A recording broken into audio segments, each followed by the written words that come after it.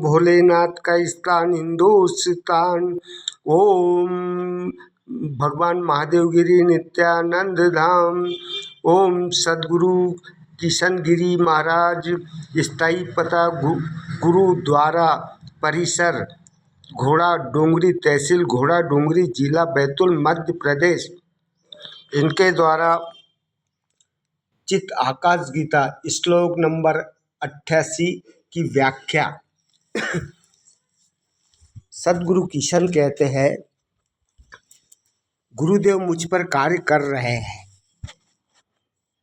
मेरे गुरु मुझ पर कार्य कर रहे हैं पर चर्चा कर। गुरु के शिष्य को देने के लिए महान उपहार होते हैं। जब हम उन्हें लेने योग्य बन जाए तभी हमें गुरु वह उपहार दे सकते हैं।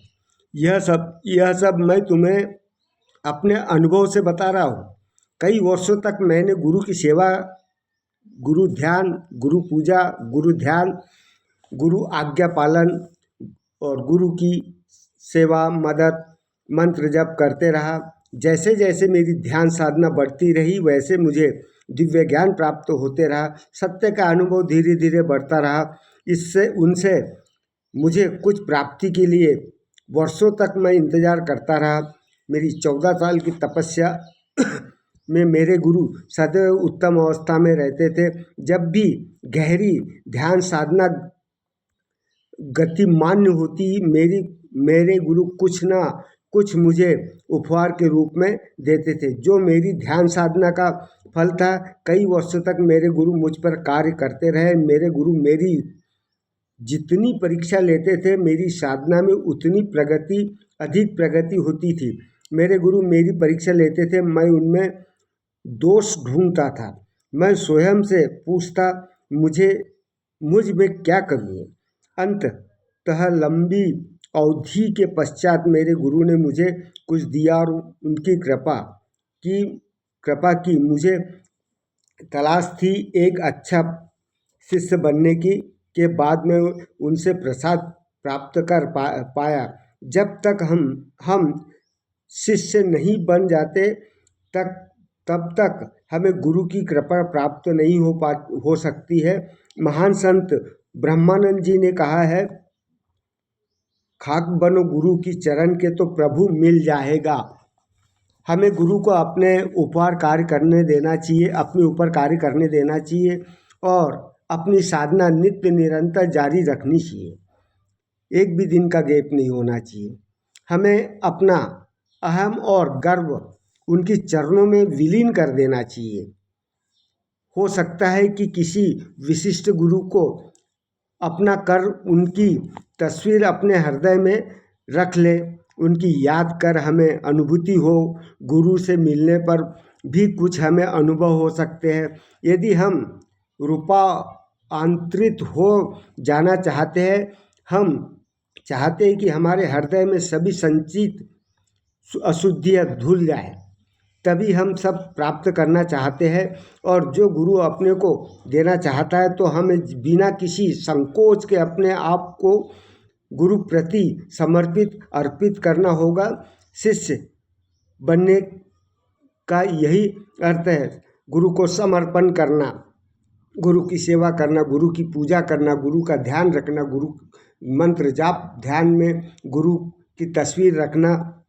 एक उदाहरण, हम धोबी को कपड़े देते हैं, जो कुछ करना है उसे हम करने देते हैं। उसी प्रकार गुरु को पूर्णतः समर्पण दे देना होता है। जैसे भी गुरु आपको अध्यात्म में ढालना चाहे वैसे उनको करने देना चाहिए। अपने आप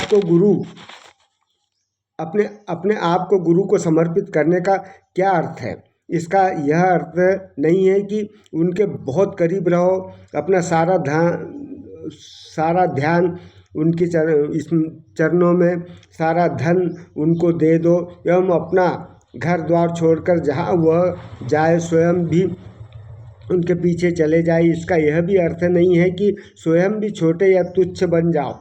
बस यदि देखो कि गुरु हमारी देखभाल करे। गुरु को समर्पित करने का अर्थ निरंतर गुरु के उपदेशों को आत्मसात करते रहना चाहिए, उनका पालन करते रहना चाहिए। भारत में आम का एक पेड़ है। यह बहुत अच्छी चीज़ है। हमारे देश में इसे अच्छा माना जाता है। एक दिन मेरे गुरु ने मुझे आम खाने से मना कर दिया। 12 वर्षों तक मैंने आम नहीं खाया। मुझे आम की वृक्ष के नीचे साधना करना पड़ा।